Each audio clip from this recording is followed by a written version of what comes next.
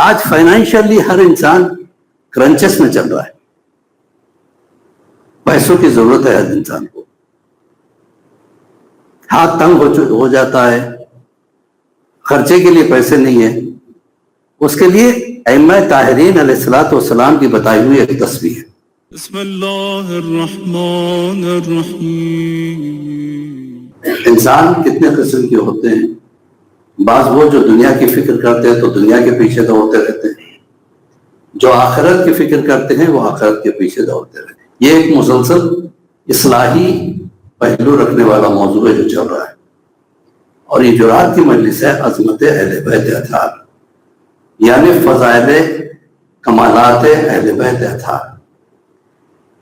اس میں اگر آپ حضرات کی خواہش ہے, کیونکہ مجھ تک فرمائش آئی تھی کہ اصلاحی پہلو تو رہتے ہی ہے میری مجلسوں میں, لیکن مکمل اصلاح جو ہے نا دوپہر والی مجلسوں میں چل رہا ہے, جو مسجد کا موضوع ہے. اور یہ جو ممبر ہے یہ غدیری ممبر ہے. اس میں سب کچھ پڑھ لیجیے, اگر علی کو نہ پڑھا تو کچھ نہیں پڑھا. ایک صلوات پڑھے بر محمد و آل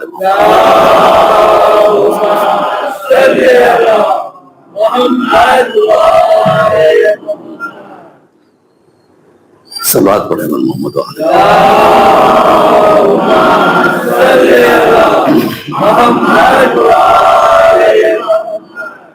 عظمت اہل بیت کے حوالے سے عظمت مجلس کا بھی بیان مسلسل کرتا چلا آ رہا ہوں. یہ مجلس حسین کوئی ٹریڈیشنل گیدرنگ نہیں ہے. یہ مجلس حسین کوئی فارمل گیٹ ٹوگیدر نہیں ہے, کیریکٹر بلڈنگ کا ذریعہ. ہم بڑے خوش نصیب ہیں کہ ہمارے قسمت میں مجلس ہے, اور مجلس میں بیٹھنے کا ثواب, اگر مثلا آپ آگے مجلس میں بیٹھے اور آپ نے کہا کہ آج کا میرا یہ جو ثواب ہے مجلس میں آنے کا, یہ میں اپنے والدین کو دے رہا ہوں. آپ نہیں جانتے کتنا بڑا تحفہ بن کے یہ والدین تک جاتا ہے. ضروری نہیں کہ پوری مجلس کرواؤ تو ہی ہدیہ کر سکتے, آپ کہیں سے بھی کچھ بھی ہدیہ کر سکتے, یہ حتیٰ کہ ایک صلوات پڑھ کے اس کا ثواب والدین کو بخش دے سکتے ہیں. تو جیسا کہ میں ہر مجلس میں چھوٹا چھوٹا تحفہ دیتا چلایا, آج کا بہت ہی ایک مختصر سا تحفہ. آج فائنینشلی ہر انسان کرنچس میں چل رہا ہے. پیسوں کی ضرورت ہے ہر انسان کو. ہاتھ تنگ ہو جاتا ہے, خرچے کے لیے پیسے نہیں ہیں. اس کے لیے ائمہ طاہرین علیہ الصلوۃ والسلام کی بتائی ہوئی ایک تسبیح ہے. ہر نماز کے بعد جس سٹائل میں آپ نے ترش و سلام پڑھا, بغیر مڑے, بغیر کسی کو دیکھے, بغیر کسی سے بات کیے, اس کو پڑھنا ہے آپ کو 72 مرتبہ, 72 ٹائمز, یا با سے تو. بہت مختصر سی تسبیح ہے, لیکن اس قدر اثر ہے اس کا کہ آپ چند دنوں میں دیکھیں گے کہ آپ کو جتنے پیسوں کی ضرورت ہے برابر اتنے کا انتظام کہیں نہ کہیں سے اللہ کر ہی دیتا. کبھی آپ کو حاجت نہیں ہوگی کہ کسی کے سامنے ہاتھ پھیلائے. یہ بہت عظیم تسبیح ہے, تاکہ اس کے لیے تاکید ہے کہ دشمنان اہل بیت کو مت بتانا. تو آپ سوچیں اس کی عظمت کیا ہوگی. ایک صلوات پڑھے گا محمد و آل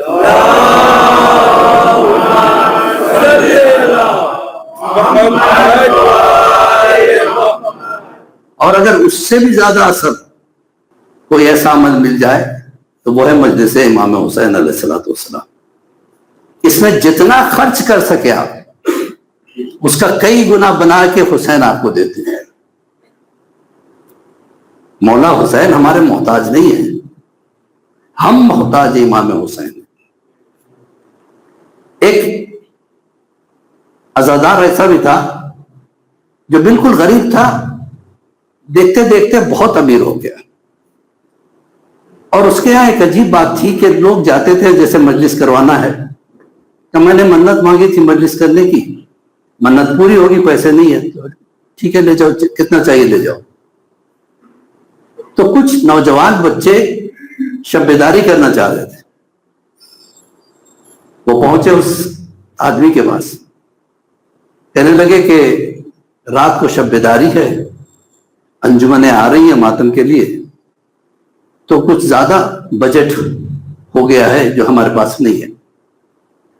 تو آپ اگر مدد کر دیں تو کیا جملہ ہے کہ میری کیا مجال کہ میں حسین کے تبرک کی مدد کروں.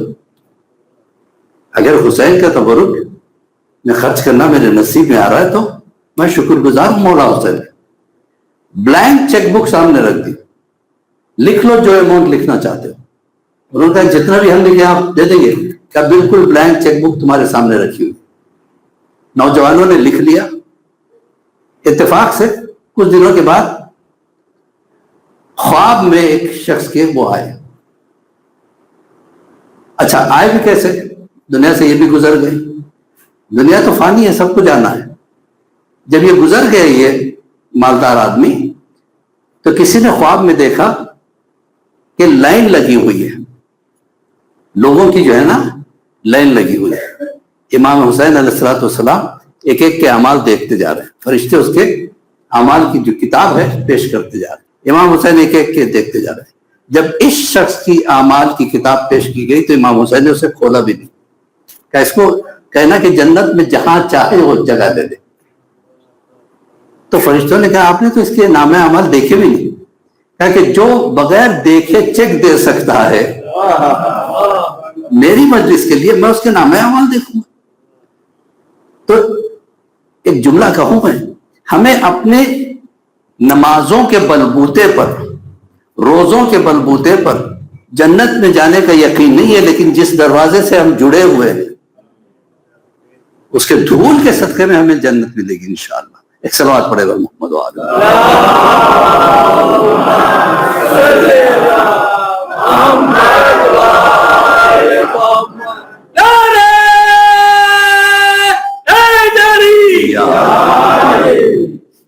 رضان محترم. جو بھی چیز امام حسین سے منسوب ہو جائے پھر اس کی اہمیت بڑھ جاتی. ایک آدمی تھا غربت کی وجہ سے اپنے گھر کے سامان بیچ بیچ کے جی رہا تھا. کام دھندہ نہیں لگ رہا تھا, پریشان تھا. ایک قالین کا ٹکڑا رہ گیا تھا, اتفاق سے وہ جل گیا تھا. وہ قالین وہ مجلس میں بچھاتا تھا, تو کسی نے موم بتی لگائی تھی, اتفاق سے قالین پہ گر گئی اور اس کی وجہ سے تھوڑا سا ایریا جل گیا قالین. یہ لے کے قالین کی دکانوں میں گیا تو سب نے کہا یہ جلی ہوئی قالین ہمیں نہیں چاہیے. ایک شو روم میں گیا جو بہت بڑی شو روم تہران کی سب سے بڑی شو روم, اس میں گیا کہ یہ میں قالین بیچنے آیا. کہ یہ تو جلی ہوئی ہے. کہاں جل گیا ہے؟ کیسے جلی؟ کہ امام حسین کی مجلس ہو رہی تھی, اسی پہ عزادار بیٹھتے تھے اور جو ہے نا موم بتی گر جانے کی وجہ سے. کہ اچھا بتاؤ قیمت کیا ہے؟ مثلا اس نے کہا کہ 10,000. نے کہا کہ میں تمہیں 50,000 دیتا ہوں. کیا اتنا دیکھی کیوں, اتنی قیمت کیوں اس کی بڑھا رہے ہیں؟ کیا تمہیں نہیں پتا اس پہ امام حسین کی عزا کی مہر لگ گئی, لہذا اس کی عظمت میں جانتا ہوں, میں بیچوں گا نہیں, اسے شو روم کا ایک پیس بنا کے رکھوں گا کہ عزادار اس قالین پہ بیٹھا کرتے تھے. تو زان محترم خوش نصیب ہیں ہم جو عزا امام حسین میں آتے ہیں اور شریک ہوتے ہیں, نوحے پڑھتے ہیں, ماتم کرتے ہیں, مجلس پڑھتے ہیں. جو انسان اپنی حیثیت سے جو بھی کر رہا ہے, کوئی تبرک بنا رہا ہے, کوئی تبرک تقسیم کر رہا ہے, کوئی پانی پلا رہا ہے, کوئی آنے والوں کو ریسیو کر رہا ہے, ہر ایک چیز امام حسین نوٹ کرتے ہیں. اور اس کا اجر اتنا بڑا ہے کہ ہمارے چوتھے امام کہتے ہیں تم سوچ بھی نہیں سکتے کہ مجلس امام حسین میں آنے کا اجر کیا ہے. اگر پتا چل جائے تو ایک مجلس کے بعد دوسرے مجلس کی تلاش میں انسان نکل جائے. یہ امام کے کیا کلام ہے. اتنا زیادہ ثواب مجلس امام حسین میں آنے کا. اور کیسے کیسے امام حسین کے چاہنے والے. حاج رسول نام تھا ایک شرابی کا, سال بھر شراب پیتا تھا لیکن محرم میں چھوڑ دیتا تھا. اور وہ اس کے گھر کے قریب میں ایک امام باڑہ تھا, وہاں جا کے شریک مجلس ہوتا تھا. امام باڑے کی کمیٹی والوں نے کہا کہ تیری وجہ سے ہمارا امام باڑے کا نام بدنام ہو رہا ہے, لہذا تو کل سے یہاں مت آنا. کہا کہ میں کسی سے ملنے تھوڑی آتا ہوں, میں مجلس امام حسین کے لیے آتا ہوں. کل نہیں, تجھے کل سے یہاں نہیں آنا. کہ میں نشہ بھی نہیں کرتا ہوں, میں صرف محرم بھر بالکل شراب کو چھوتا بھی نہیں، کہا نہیں تجھے اجازت نہیں ہے. اس نے ہاتھ جوڑ کے ایک جملہ کہا، مجھے امام حسین کا کتا سمجھ کے باہر کی اجازت دے دو، میں دروازے پہ بیٹھا رہوں گا. کہا نہیں اجازت نہیں. دھکے مار کے نکال دیا گیا. گھر کو آیا، پہلی محرم کی چاند رات آ گئی، بہت رویا. مولا حسین مجھے بہت بے عزت کر کے نکالا گیا، اب میں جب ہی جاؤں گا مجلس میں جب آپ مجھے بلائیں گے. دیکھیے لگاؤ کیسے ہو جاتا ہے. روتا رہا. دوسری محرم ختم ہوئی، تیسری محرم، یہاں تک کہ عاشور آ گئی. عاشور کی جو رات تھی اس میں رو رہا تھا، کمرے میں بیٹھا ہوا رو رہا تھا کہ اس سال میں ایک مجلس نہیں کر سکا مولا، اور میں نے اگر ضد میں کہہ دیا کہ آپ جب بلاؤ گے تب جاؤں گا تو کیا ہو گیا، میں آپ کی محبت میں بولا یہ. نتیجہ یہ ہوا کہ رات کے وقت آدھی رات میں کسی نے آ کے دروازہ کھٹکھٹایا. حاج رسول آگے بڑھ کے دروازہ کھولا تو دیکھا کہ کمیٹی کے 7 بڑے افراد جو president, treasurer, vice president, secretary, vice secretary, یہ سب کھڑے ہوئے. کہ حاج رسول ہم نے سب نے ایک ہی خواب دیکھا. کہ کیا خواب دیکھا؟ کہ ہم نے خواب دیکھا کہ امام حسین کے خیمے جل رہے ہیں، کربلا کا میدان ہے، اور اتنے میں کہیں سے کتا آیا اور یزیدی لشکر پہ حملہ کر دیا، اور وہ کتے کا چہرہ تیرے چہرے کی طرح ہے. تو ہم نے سوچ لیا کہ شاید امام حسین نے تجھے معاف کر دیا، لہذا چل ہمارے ساتھ، آج تابوت اٹھنے والا ہے اور تجھے ہمارے ساتھ چل کے تابوت اٹھانا ہے. تو اب اتنا اس میں بدلاؤ آ گیا کہ مجھ جیسے شرابی کو میرے مولا نے معاف کر دیا. اس کے بعد سے اس نے شراب چھوڑ دی، اور 22 سال تک اس کے بعد کوئی نماز شب قضا نہیں ہوئی. عام نماز کی بات نہیں کر رہا ہوں، نماز شب تک قضا نہیں ہوئی 22 سال تک. اس کے بعد اس نے وصیت کی، ایک شب جمعہ آئی، کہا کل میں مر جاؤں گا اور کل میرے جنازے کو فلاں فلاں غسل دیں گے، اور اس کے بعد جنازہ جب اٹھے گا تو فلاں قبرستان میں لے جانا، وہاں پہ لے جا کے دفن کرنا. تو ویسے ہوا. دوسرے دن اس کا انتقال ہوا. غسل کفن دینے کے بعد اسے لے کے قبرستان پہنچے تو قبرستان والے نے کہا کہ یا کوئی جگہ خالی نہیں ہے، سب پیک ہے. کہا نہیں اس نے وصیت کی تھی. کہا یہ وصیت نہیں چلے گی. کہا نہیں یہ اتنے میں ایک شخص آیا. کہا یہ میت کس کی؟ حاج حسین کی، حاج رسول کی. کہا ہاں یہ حاج رسول کی.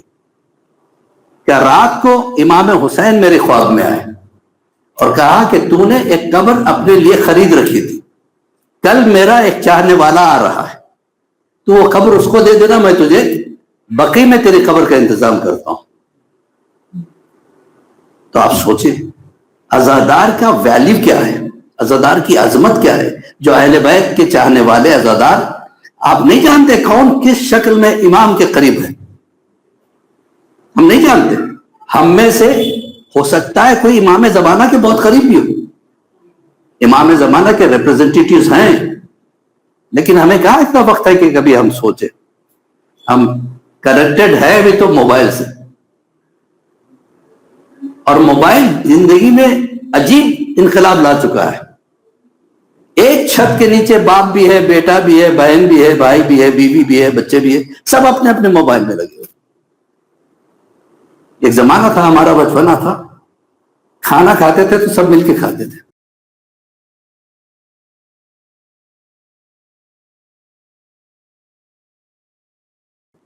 اب بتا رہا ہے کہ جس کے لیے پریڈکشن ہے کہ لوگ چیٹ جی پی ٹی پہ اتنے زیادہ مصروف ہو جائیں گے کہ وہ کچھ کام نہیں کریں گے جب تک کہ وہ نہ کہیں. یعنی انسان کو بھی ڈومینیٹ کرنا شروع کر دے گا.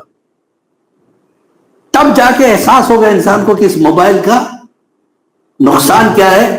اور چیٹ جی پی ٹی تو اتنا ایڈوانس ہوتا جا رہا ہے کہ جس کے لیے پریڈکشن ہے کہ لوگ چیٹ جی پی ٹی پہ اتنے زیادہ مصروف ہو جائیں گے کہ وہ کچھ کام نہیں کریں گے جب تک کہ وہ نہ کہیں. یعنی انسان کو بھی ڈومینیٹ کرنا شروع کر دے گا. تب جا کے احساس ہوگا انسان کو کہ اس موبائل کا نقصان کیا ہے. پھر وہ زمانہ آئے گا کہ موبائل سے لوگ دور جانے لگیں گے. تو عزیزان محترم، جتنا وقت ہم برباد کرتے ہیں ریلز میں، جس سے کوئی ہمارا سروکار نہیں ہے. خاموخواہ دیکھتے جا رہے, 1 گھنٹہ 2 گھنٹہ 3 4 گھنٹے کیسے نکل جاتے پتہ ہی نہیں چلتا. اتنا دیر اگر کوئی مجلسیں سنے, واعظ و نصیحت سنے تو انسان کی زندگی بدل جائے گی. عزیزان محترم, یاد رکھیے گا, ہر وہ چیز جو آپ کو اللہ کی یاد سے دور لے جائے حرام ہے. ہر وہ چیز, آپشن آپ کے اوپر ہے, جو اللہ سے آپ کو دور لے جائے, یعنی اللہ سے آپ کو غافل کر دے, وہ آپ کے لیے حرام. تو اللہ کا لاکھ لاکھ شکر ہے کہ اللہ نے ایک سلسلہ دیا ہوا ہے. کل میرے ایک دوست سے بات ہو رہی تھی, افریقن کنٹری میں رہتے ہیں, کہتے ہیں کہ آج کل یہاں پہ ایک نئی چیز شروع کر دی گئی ہے. کیا ہے؟ میں نے پوچھا کیا ہے؟ کہ جتنے بھی بچے جاتے ہیں, یعنی عورتوں کی مجلسوں کی بات, تو مائیں تو اندر مجلس میں چلی جاتی ہیں, جو چھوٹے چھوٹے بچے ہیں ان کو کپڑے کے اوپر قریشیہ کا ورک بولتے ہیں نا. ہمارے بچپن میں ہم دیکھتے تھے, ہماری دادی اماں نانی اماں وہ کرتی تھی, سویٹر بناتی تھی, وہ بننا تاکہ موبائل سے دور رہے. عزیزان محترم, ایک ریزولوشن پاس کر لیجیے اپنے اندر, صبح اٹھتے ہی جو فوراً ہم جو موبائل دیکھتے ہیں غلط ہے. آپ یہ ریزولوشن پاس کر لیجیے, اگر موبائل اٹھاؤں گا بھی تو کوئی سورہ لگا کے بیٹھ جاؤں گا, تاکہ صبح اٹھ کے اللہ کا نام تو سنوں. تو عزیزان محترم, دیکھتے دیکھتے دنیا بربادی کی طرف چلی جا رہی ہے. ایک سہارا امام حسین کا, اگر یہ سہارا نہیں ہوتا تو آج ہم اپنے ماں باپ کے نہیں رہتے, ماں باپ اولاد کی نہیں رہتے. یورپین کنٹریز میں کیوں اسلام کو امبریس کرتے جا رہے لوگ, کنورٹ ہوتے جا رہے, اس کی وجہ صرف اور صرف یہ کہ ایتھکس ختم ہو گئی. سوسائٹی میں ایتھکس نام کی چیز نہیں ہے. ایک ماں نے کیس کیا بیٹے کے اوپر, آپ سوچئے ذرا کہ میرے بیٹے کے پاس اتنا وقت ہے کہ وہ کتے کو نہلانے کے لیے لے جاتا ہے, کتے کو واک کرانے کے لیے لے جاتا ہے, اس کے پاس اتنا ٹائم نہیں کہ میرے پاس بیٹھ کے 2 منٹ بات کر سکے. تو سوسائٹی کہاں جا رہی ہے؟ اور ہم کہتے ہیں کہ امام زمانہ آ جائیں. کبھی دل سے پکارا ہے امام زمانہ کو؟ اگر پکارا اور آ بھی گئے, ہمت ہے سامنا کرنے کی؟ کیا ہم تیار ہیں واقعی؟ اپنے آپ کو اینالائز کیجیے. یہ مجلسیں اسی لیے ہے کہ انسان میں ایک شعور پیدا ہو سکے. ایک صلوات پڑھے پر محمد و آلہ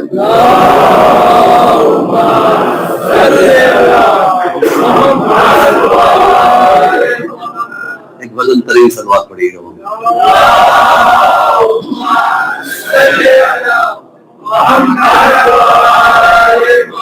اور جو اہل بیت اطہار سے کنیکٹ ہو جاتا ہے اس کا رتبہ کیا ہوتا ہے؟ شمس تبریزی چلتے پھرتے یا علی مدد, یا علی مدد, یا علی مدد, یا علی مدد, چلتے پھرتے, کھاتے ہوئے یا علی, سوتے ہوئے یا علی, ہر لقمے پہ یا علی, پانی پیتے ہوئے یا علی, جاگتے ہوئے یا علی, چلتے ہوئے ہر قدم پہ یا علی, یا علی, یا علی کرنے کی وجہ سے ان کا مقام اتنا بلند ہو گیا تھا, صرف علی کو پکارا کرتے تھے. ملا رومی کا نام سنا ہے؟ اس نے کتابیں لکھی تھی. نے کہا کہ شمس ادھر آؤ. ملا رومی اپنے شاگردوں کے ساتھ بیٹھا ہوا ہے, کہ ادھر آؤ. شمس نے کہا کیا بات ہے, کیا ہر وقت علی علی علی کرتے رہتے ہو, ذرا یہ کتابیں تو پڑھو, تو اس سے کیا ہوگا کہ علی زیادہ سمجھ میں آئے گا, کیونکہ تمہارے پاس علم آ جائے گا. تو وہ زمانے میں کتابیں ہاتھ سے لکھی جاتی تھی. کہہ دیجئے کتنی کتابیں دے رہے, کہ 4-5 کتابیں میں نے لکھی ہے, یہ لو. لے کے سامنے تالاب تھا, لے جا کے پھینک دیا. ملا رومی حیران ہو گئے, یہ کیا کر دیا تم نے, میری زندگی بھر کی محنت ختم. کہ ایسی محنت کا کیا فائدہ 2 منٹ میں ختم ہو جائے. کہا کہ نہیں, تمہیں مذاق سوچ رہا ہے, میری کتابیں مجھے واپس کرو. کہ تجھے کتابیں چاہیے, ابھی لاتا ہوں. کہ اب لا کے کیا فائدہ, پوری پھیل گئی ہوگی, کتابیں خراب ہو گئی ہوگی. اس نے کہا کہ ابھی تو نے علی کے غلام کو پہچانا نہیں ہے. جا کے کتاب کو اٹھا کے جب جھٹکا تو بجائے پانی گرنے کے دھول اڑنے لگی. کہ شمس یہ کتابیں بھیگی کیوں نہیں؟ کہ میری مرضی نہ تھی. جب غلام ایسا ہے تو آقا علی ابن ابی طالب کیسا ہوگا؟ ایک سوال پڑے گا.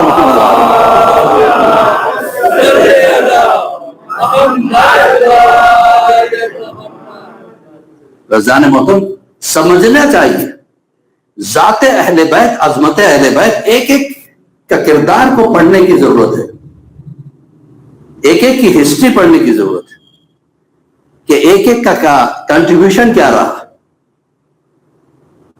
ایسے نہیں پڑھ دیا شمس تبریزی شمس تبریزی. ایک مرتبہ چل رہے تھے, ساتھ میں شاگرد بھی چل رہا تھا, تو ایک مرتبہ دیکھا شاگرد نے سامنے دریا آ گیا تو وہ پانی پہ چلنے لگے. شمس تبریزی نے کہا شاگرد سے چلو تم بھی چلو میرے ساتھ. کہا کہ مجھے تیرنا نہیں آتا, بس تم یا شمس یا شمس یا شمس کہو.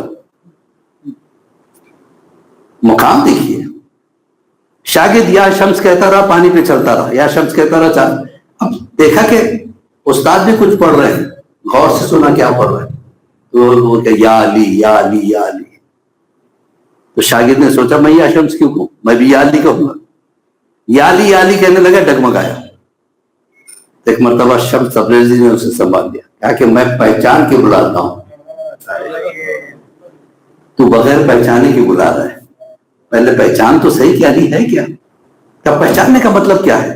شمس تبریزی نے پہچاننے کا مطلب یہ ہے کہ ہر وہ کام کر جو اسے پسند ہے, ہر وہ کام سے بچ جا جو اسے پسند نہیں. اگر اتنی بات سمجھ میں آ گئی تو انتظار امامت میں زمانہ بھی سمجھ میں آ جائے گا.